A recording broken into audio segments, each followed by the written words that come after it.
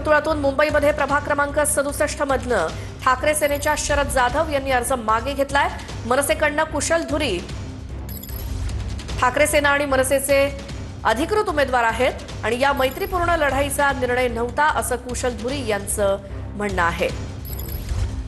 नाही, मैत्रीपूर्वक लढाईचा असा कोणताच निर्णय दोन्ही पक्षांकडून नव्हता आणि जे जे बंडखोर उमेदवार होते त्यांनी आता त्यांचा अर्ज मागे घ्यायची सुरुवात केलेली आहे। त्यापैकी एकाने मागे घेतला सुद्धा।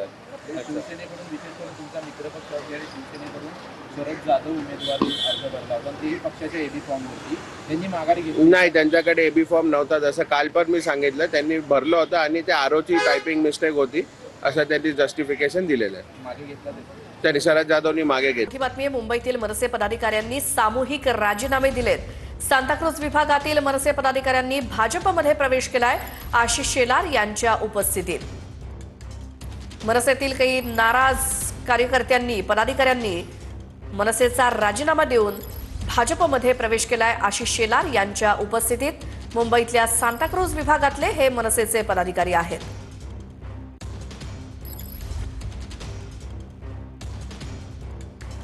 नागपूरमध्ये 2.5 तासांच्या हाय व्होल्टेज ड्रामानंतर अखेर अर्ज मागे घेण्यात आलेला आहे।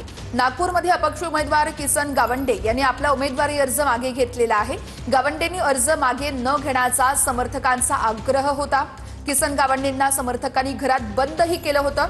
तब्बल 2.5 तास हा सगळा हाय व्होल्टेज ड्रामा झाला। परिणय फुके यांनी गावंडेंच्या घरी जाऊन समजूत काढण्याचाही प्रयत्न केला आणि अखेर किसन गावंडे यांनी आपला उमेदवारी अर्ज मागे घेतलेला आहे। ही 3 दृश्य आपण बघत आहोत। उमेदवार किसन गावंडे यांना नागरिकांनी अर्थातच त्यांच्या समर्थकांनी त्यांच्या घरातच कोंडलं होतं। त्यानंतर परिणय फुके त्या ठिकाणी पोहोचले, त्यांनी किसन गावंडेंची भेट घेतली, त्यांच्यासोबत चर्चा केली आणि त्यानंतर मुख्यमंत्र्यांच्या भेटीनंतर नागपुरात अपक्ष उमेदवार किसन गावंडेंनी अखेर आपला उमेदवारी अर्ज मागे घेतलेला आहे। तर ठाण्यामध्ये शिवसेनेने पहिलं खातं उघडलेलं आहे। ठाणे महानगरपालिका सार्वत्रिक निवडणूक 2026 मधून सर्वात पहिले शिवसेना महायुतीच्या प्रभाग क्रमांक 18च्या अधिकृत उमेदवार जयश्री रवींद्र फाटक बिनविरोध नगरसेवकपदी विजयी झालेले आहेत। ठाणे पालिकेमध्ये शिंदेंच्या सेनेनं खातं उघडल्याचं त्यामुळे बोललं जातंय। ठाण्यामध्ये शिंदेंच्या सेनेनं पहिलं खातं उघडलेलं आहे।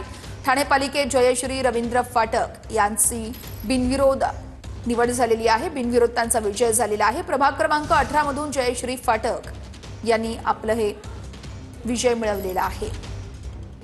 ठाणे पालिकेमध्ये जयश्री रवींद्र फाटक यांचा बिनविरोध विजय झालेला आहे। प्रभाग क्रमांक 18 मधून जयश्री फाटक यांचा विजय झालेला आहे। तर भाजपच्या अरुण दळवी यांनी आपली उमेदवारी मागे घेतलेली आहे। आपला उमेदवारी अर्ज मागे घेतलाय। शिवसेनेकडून अखेरच्या क्षणी अनिल कोकिळ यांना उमेदवारी देण्यात आलेली आहे। अनिल कोकिळ यांच्यासाठी अरुण दळवी यांनी आपला उमेदवारी अर्ज मागे घेतलेला आहे। मंत्री आशिष शेलार यांनी कालच दळवींची भेट घेतली होती आणि अखेर त्यांनी आता आपला उमेदवारी अर्ज मागे घेतलाय।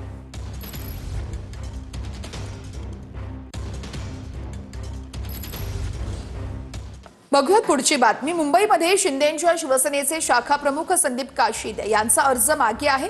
आकाश पुरोहित यांच्या विरोधातला संदीप काशीद यांचा अर्ज त्यांनी स्वतः मागे घेतलाय। वॉर्ड क्रमांक 221 मधील बंडखोरी शमवण्यात शिंदे सेनेला यश आलेलं आहे। एकनाथ शिंदेंसोबत बोलणं झालं आणि त्यानंतर संदीप काशीद यांनी आपला उमेदवारी अर्ज मागे घेतलाय।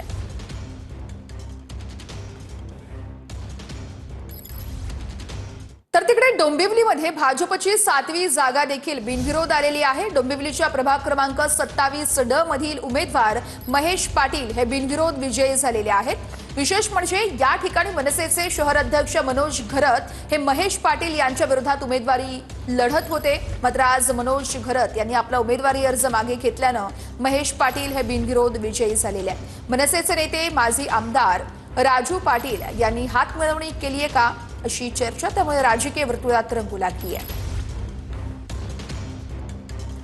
तर मुंबईमध्ये प्रभाग क्रमांक 67 मधून ठाकरे सेनेच्या शरद जाधव यांनी आपला उमेदवारी अर्ज मागे घेतलेला आहे। मनसेकडून कुशल धुरी ठाकरे सेना मनसे युतीचे अधिकृत उमेदवार आहेत। मैत्रीपूर्ण लढतीचा निर्णय नव्हता असं कुशल धुरी यांनी म्हटलेलं आहे। नाही, मैत्रीपूर्वक लढाईचा असा कोणताच निर्णय दोन्ही पक्षांकडून नव्हता आणि जे जे बंडखोर उमेदवार होते त्यांनी आता त्यांचा अर्ज मागे घ्यायची सुरुवात केलेली आहे. त्यापैकी एकाने मागे घेतला सुद्धा. शिवसेनेकडून विशेष करून तुमचा मित्रपक्ष असलेल्या शिवसेनेकडून शरद जाधव उमेदवारी अर्ज भरला होता. तेही पक्षाच्या एबी फॉर्मवरती त्यांनी माघारी घेतली. नाही, त्यांच्याकडे एबी फॉर्म नव्हता. जसं काल पण मी सांगितलं, त्यांनी भरलं होतं आणि त्या आरोची टायपिंग मिस्टेक होती असं त्यांनी जस्टिफिकेशन दिलेलं आहे. मागे घेतला त्यांनी शरद जाधवनी